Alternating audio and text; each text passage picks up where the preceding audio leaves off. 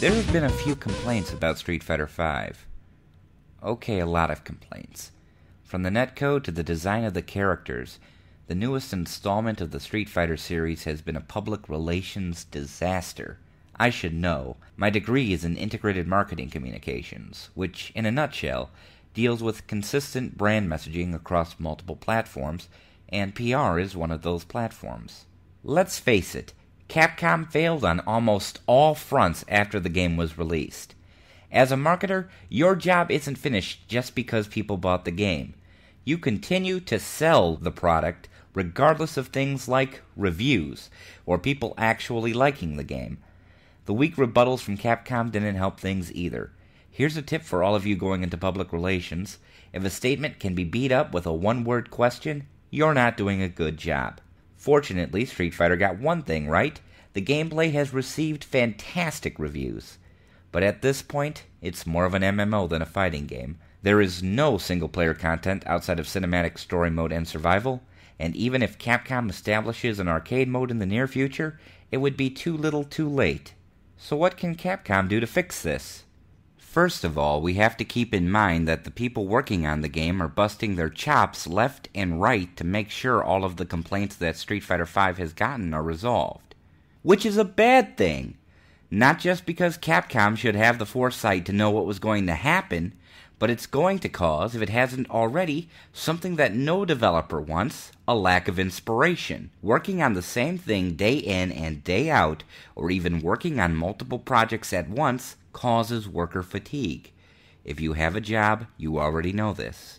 Even if you love your job, you've gotten to an area where you just wanted to quit right then and there. We've all done it. For these developers, it's rough.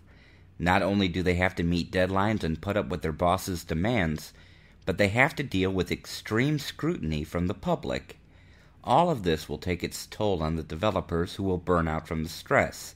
And when that happens, their poor work shows, causing even more problems.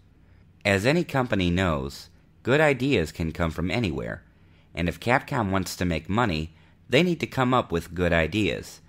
This means keeping their developers inspired. So allow me to introduce the best thing Capcom could do for their employees.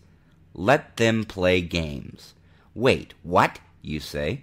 Allow me to explain. One of the core concepts you learn in marketing is to constantly check on recent trends. What campaigns are liked? What campaigns are in the toilet? So it's what's liked and what's not, you say? No, it's about what ideas will work for your project and how you can be inspired from them. Street Fighter isn't exactly dying, but it could use a shot in the arm, especially as we survey the recent trends in gaming.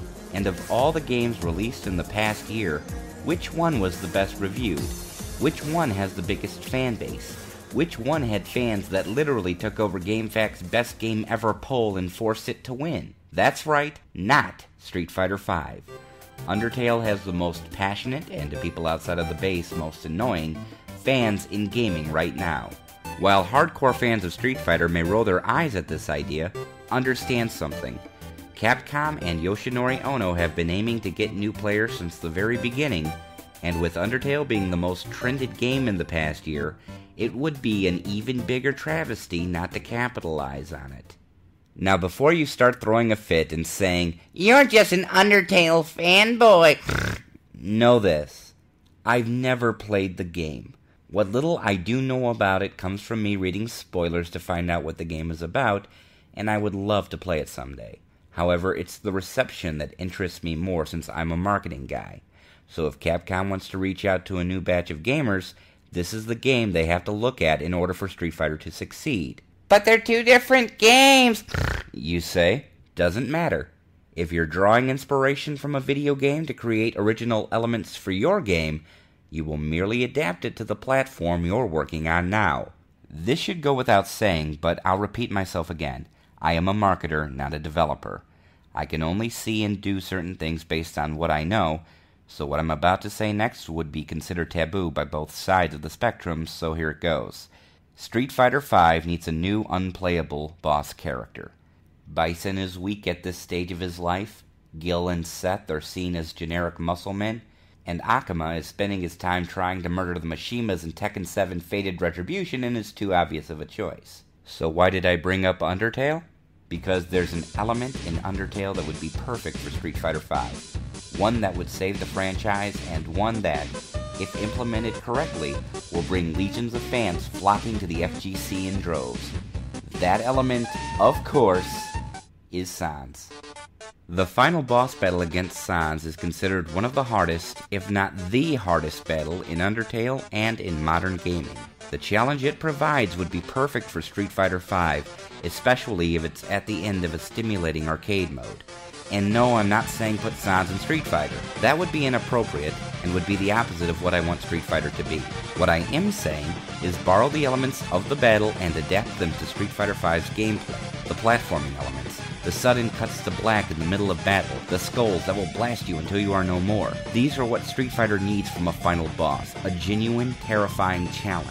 Not only will it get people from the huge Undertale base to try out Street Fighter, but it will add a brand new element to a series that is floundering right now.